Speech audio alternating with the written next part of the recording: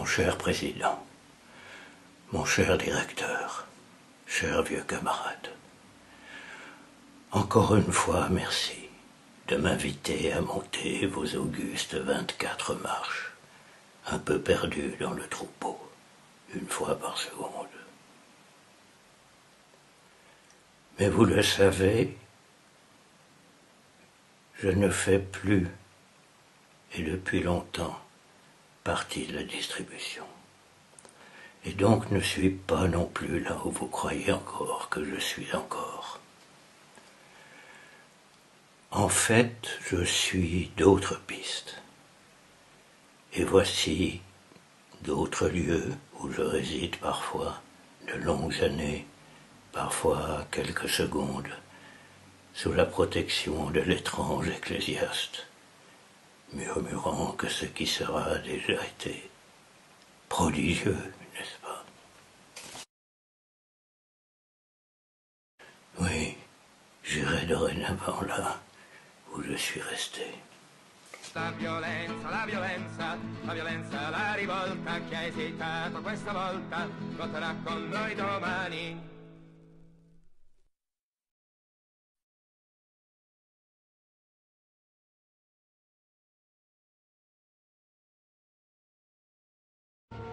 Et qu'il avait invité à cause de ses soi-disant sympathies pour ce genre de pays, et aussi comme spécialiste des changements d'image, le nouveau pouvoir désirant créer une télévision d'un style nouveau.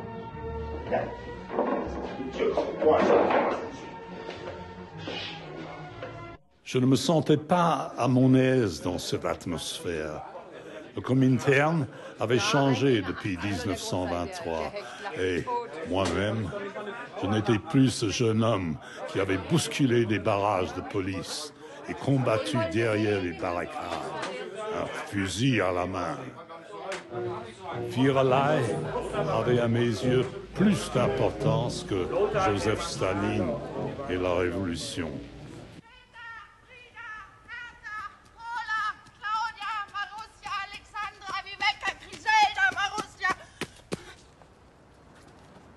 Hélas, oui, c'est par là. L'Occident. Allez, Monsieur Groschen. Schuss! Pauvre de moi. Où prendre, quand c'est l'hiver, les fleurs.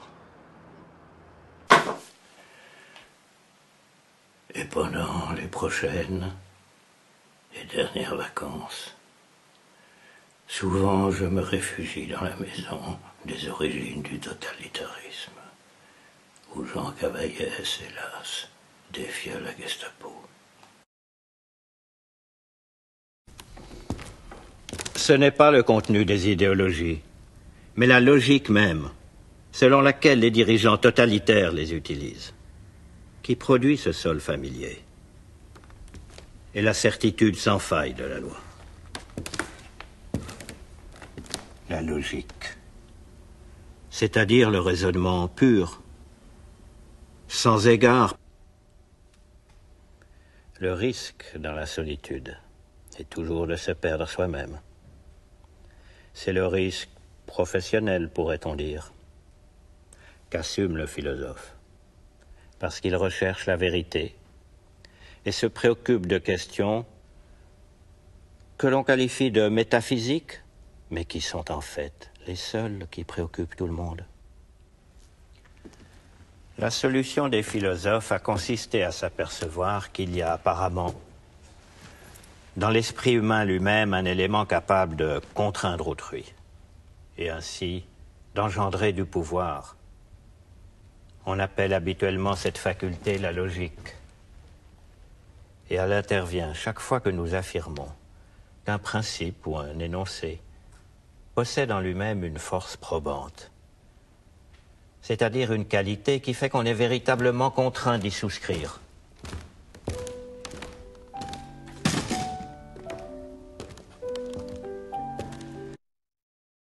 Mais encore plus souvent, je déjeune chez Cordelia et partage son silence. Now, meantime, we shall express our darker purpose. Yes, Father. Know that I have divided in three my empire. Answer me. Huh? I don't have my heart in my mouth. Car moi aussi, je n'ai plus mon cœur dans la bouche. Car moi aussi, je n'ai plus mon cœur dans la bouche. Je n'ai plus mon cœur dans ma bouche. Car moi aussi, je n'ai plus mon cœur dans ma bouche. Alors je m'en vais au vent mauvais qui me porte de ci, de là, pareil à des feuilles mortes. L'année passée, par exemple, toujours présente, j'ai même pris le tramway des Athéniens, la métaphore, métaphorée, métaphore et...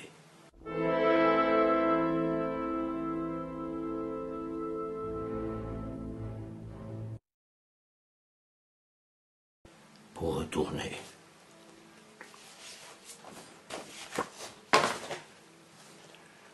Retourner à mes frais en 68, à La Havane, manquant déjà de la série numéro 2 de Partagas.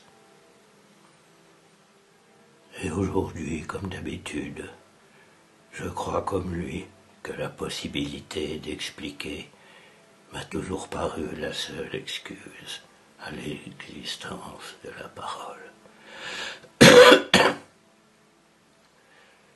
Et aujourd'hui, comme d'habitude, je crois, comme lui, que la possibilité d'expliquer m'a toujours paru la seule excuse à l'existence de la parole.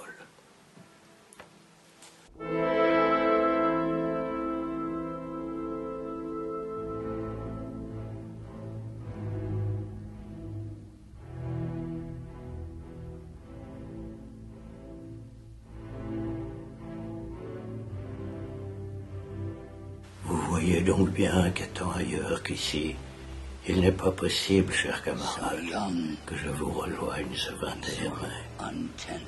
D'ailleurs, ceci n'est plus un So film, young, my lord.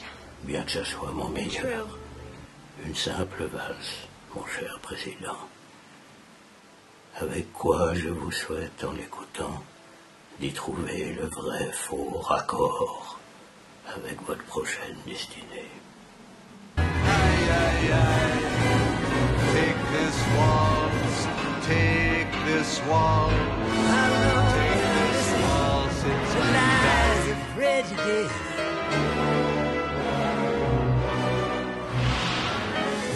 D'y trouver le vrai faux raccord avec votre prochaine destinée.